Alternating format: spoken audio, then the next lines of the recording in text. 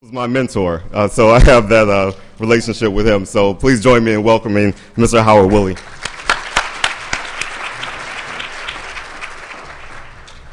This must be a popular session because I just saw a brother try to take my seat over there when I got. Good afternoon.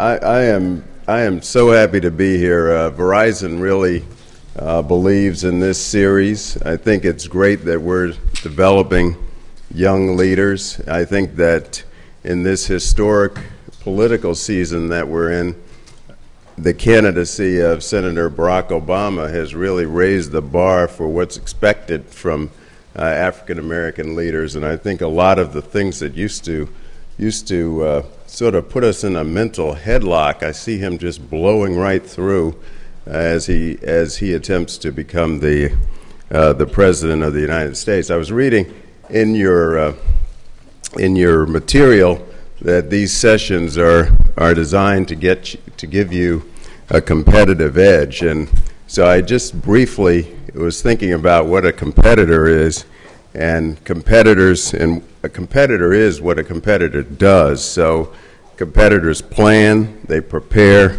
they practice, and then they perform. And when you think of great athletes like Tiger Woods, he practices and practices and practices. And I remember recently purchasing some very expensive golf equipment, brought it home, and I was telling my wife how this was really going to improve my game, and how the other guys that I played with, they all had this equipment.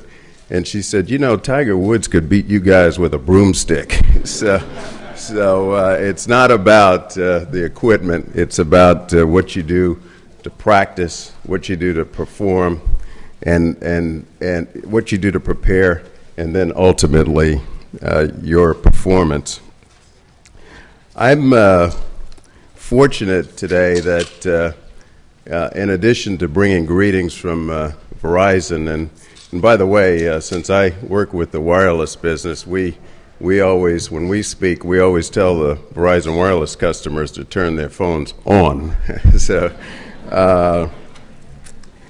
But I'm very happy to be here, very impressed with everything that you're doing, your program, and I'm glad that you have self-selected yourself as an emerging leader, and that you're thinking about leadership and the things that you can do to make our country great and to change our society. With that, I've been also tasked with introducing Dr. Farrah Gray. Did I pronounce that correct? He's nodding approval. He is an entrepreneurial icon, a business mogul, a best-selling author, and these are just a few words to describe our host for today. At the age of 14, he defied the odds and became a self-made millionaire. Imagine that. At 15, he founded the Farrah Gray Foundation, which provides scholarships and after-school literacy programs for inner-city youth. By 21, he was Dr. Farrah Gray, receiving an honorary doctorate of humane letters from Allen University. Today, he is the co-CEO of Realty Pros Real Estate Asset Management, with over $30 million under management. You've seen him in thousands of print magazine, radio, television media, including 2020, Good Morning America, Oprah and Friends, The Tom Joyner Show, and The Wall Street Journal.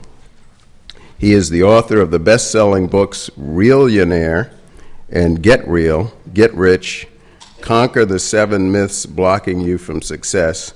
He has been named one of the most influential black men in America and has inspired millions around the world. Today, he is here to inspire you. Please welcome our host, Dr. Farrah Gray.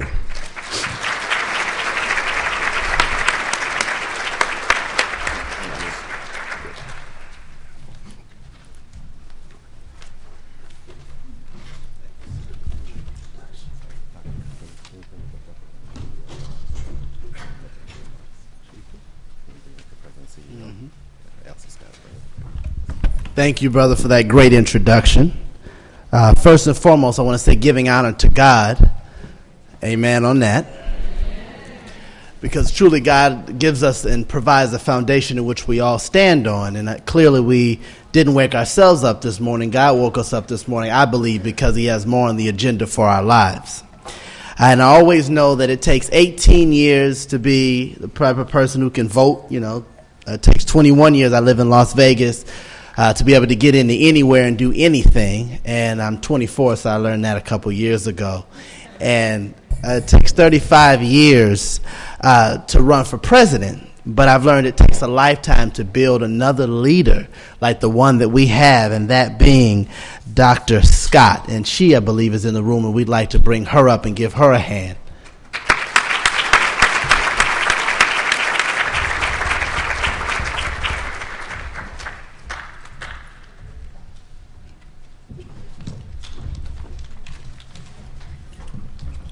I don't think I've ever been quite introduced like that. I didn't know he was introducing me.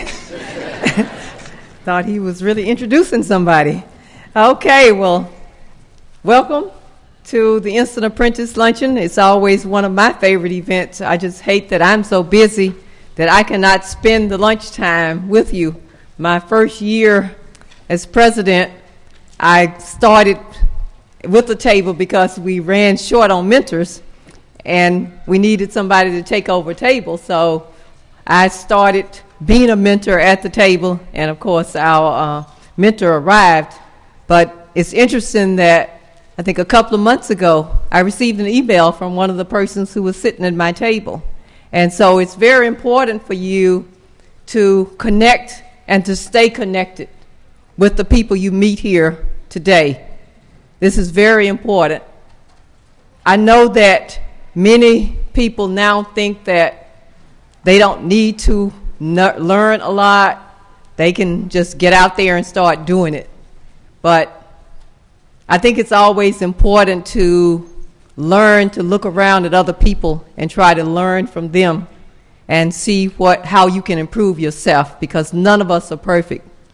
That even those of us who've done jobs over and over again, it always helps to talk to other people. I tell my staff that let's have several eyes on everything, and it always helps all of us to grow and to improve ourselves. So this luncheon, we started at the foundation because we wanted an opportunity for our emerging leaders to spend some time with what we call our seasoned professionals. And so at each table you have a seasoned professional who may not be an older person, but just a seasoned person.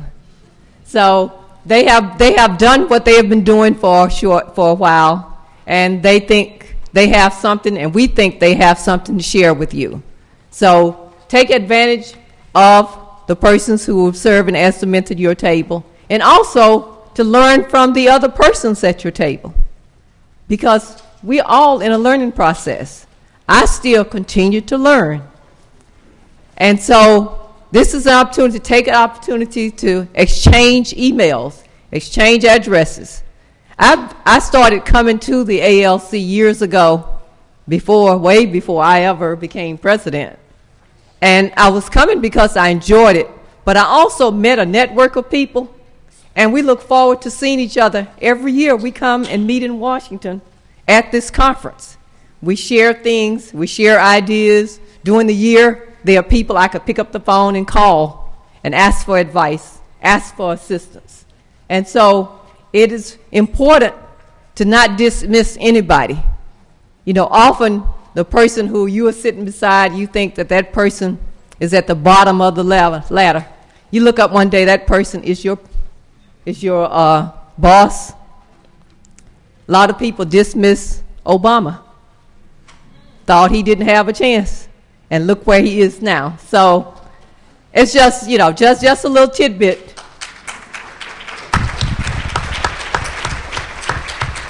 And for the females in the room, that there was a story, a lot of people say that this whole thing of sexual harassment, you file a sexual harassment suit. I tell this story, there was a woman who had been harassed by some men on the job. and they told her not to file a complaint because she would never move up in the company because she would be labeled as a rabble-rouser. But she filed it and she won, and she eventually became head of the company. And you know the first person she bounced? So it's very important, you know, you do things to people because you think that they are at the bottom of whatever. You never know. So I'll just leave with you that this is a great experience, that I have learned a lot from sitting down with people who may not be in my field. My background is criminal justice. And it's strange how I got to criminal justice because I'm a political scientist by training and never thought that I would one day work as a deputy commissioner in the New York City Police Department. But when I was in graduate school, I met a man named Lee Brown. And Lee Brown adopted me as a mentee. And he continued to follow my career. And when Mayor Dinkins was elected mayor of New York City, he appointed Lee Brown as police commissioner. And Lee Brown called me and asked me to become the deputy commissioner to run the police academy in New York City Police Department. I had never worked inside of a police department, but I had written my doctoral dissertation on the police. And I was a college professor. And he says he needed somebody with a fresh pair of eyes who didn't come up through the police organization. And I said, no. I never wanted to work inside of a police department. My parents didn't send me to school to get a PhD to be in a police department. But he finally convinced me that that was a good career opportunity for me. And I went to New York, and it was a great experience. But there was somebody, you know, I just happened to meet Lee Brown when I was in graduate school. We were on a professional panel together, and he was impressed with me. So you never know who's watching you and who will have an impact on your career in the future. And I'm not supposed to be the speaker here today, so I will stop talking. But before I sit down, I want to recognize Verizon, our corporate partner, our friend. I have one of the members of my board, Howard Woolley, who just joined the board of the Congressional Black Caucus Foundation. You met him earlier. And Marie Siller, who just joined our Corporate Advisory Council. We are very proud that they have been sponsors of this luncheon for the 3 years that we've had it. And we think that they'll be with us for a long time because they called me and say, okay, nobody can have that luncheon. So right now they're on my board, so I really have to listen to Howard. If somebody comes along and say, okay, I want to give you more money, I have to call Howard and say, okay, I have another company that want to bump you out. How much is it worth to you? But thank you very much. And thank you, Dr. Gray, for joining us today. And I know this will be a wonderful experience for all of you. And I want to thank my staff for all that you do to make this happen. Thank you. Thank you, Madam President, for your great remarks as well as your great work. I wanted to make a few statements, kind of. How many of you have ever heard of Farrah Gray before? Let me see your hands. Oh, wow. Okay. For those of you that don't know anything about me, some of you look at my age and as she talked about, a lot of people at the table are young but seasoned. And I would say, yes, I'm 24 years old. I may have been born yesterday, but I stayed up all night. So I'm one of those kind of 24-year-olds, and some of you may know me from my first book, Millionaire, which talks about how I went from public assistance. And when I say public assistance, I grew up very, very poor. I didn't get a relative to give me any money. I didn't inherit the money. I grew up poor, and some people don't understand that. So I had to break it down how my family and I talk, Ibonically speaking, I grew up poor. And when I say poor, most people think when you say poor, you had furniture. No, we had to sleep on the floor with the rats and with the roaches. So most people, when they see rats for the first time, they scream, it's a rat. For us, it was like, move over, we had to go to sleep. That's just how it was. But I continued to dream and I continued to believe that there would truly be an opportunity for me to not just be a dreamer, but to be a visionary. Because I believe a dreamer keeps their eyes closed, a visionary keeps their eyes wide open. And the power of having mentors along the way has really, really gotten me to where I am today. Almost every influential relationship that I have, it's because somebody introduced me to somebody. We all know it's kind of a fictional story in some respects. They say it was J.P. Morgan Chase. They say it was so many different people. So I won't use a particular person's name, but they talk about how in the New York Stock Exchange, a gentleman showed up and was trying to network with some people, and they pushed him aside. Oh, who are you? You're a nobody. And he was having a conversation with a very influential entrepreneur, but everyone saw him talking to this business mogul. And when they saw him, by the time he got back, the guy was telling him no, but just because he was seen with the right person, he got the deal that he ultimately wanted. So as I've discovered, we always have to surround ourselves with positive people. And I would say if you can't change the people around you, then change the people around you. Because some of us are not surrounded with the people when we go home that we are today. And I, too, growing up on the south side of Chicago. We got any people from Chicago? Okay. Oh, that's what's up. What you know about Harold's Chicken? With or without the sauce? Okay. All right. So, and the beauty, again, of mentorship, and that's actually the third chapter of my book, Millionaire, I talk about the fact that we have to understand the power of a mentor, because a mentor is really someone who gives us not money, because we've all made $5, $10, $1,000 before, and we've spent it, and we'll make it again. What we can't get back is our time. I always say time is, people say time is running out. That's not true.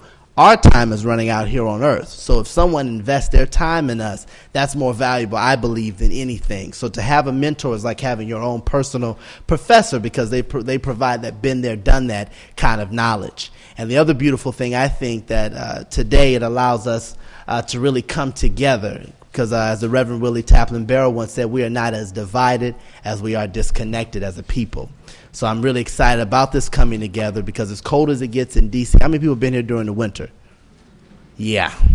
One snowflake, when it falls from the sky, it's insignificant. But when those tiny snowflakes come together, they can shut down cities and states.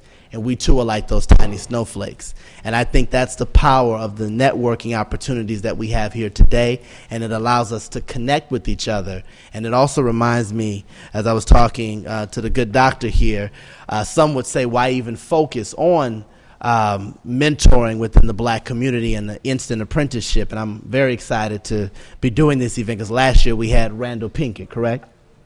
2 years ago. 2 years ago. We had Victoria, the actress, last year. So I'm excited to be in that great line of Divine to really bring about some networking opportunities. So we have so many influential people here today, and I believe that many of you will walk away fulfilled with great networking opportunities, and also be kind of like a story that was told to me about an 8-year-old named Sammy who was in art class. My grandma always tells me this story. It was a little boy who was drawing a picture, and his art teacher asked him, what are you doing? He said, I'm drawing a picture of God. She said, no one knows what God looks like. The 8-year-old kept drawing, looked up at her, and said, they won't when I finish my picture. So get ready for what's to come. So please mingle, network, definitely exchange business cards. Let's come together and not just get dressed and call our coming together a symbol of something, and we end up going home and actually doing nothing. So let's make it happen, and let's make, as Lil Wayne says, a milli. We can make a billion here. So thank you all very much. I'll be back to kind of open up the floor with a few of the mentors and a few people from the table to come up and tell me kind of how your lunch went with that person, and that will be done on the back end. So thank you all very much. Mingle, talk amongst yourselves, and let the networking and the games begin. Thank you.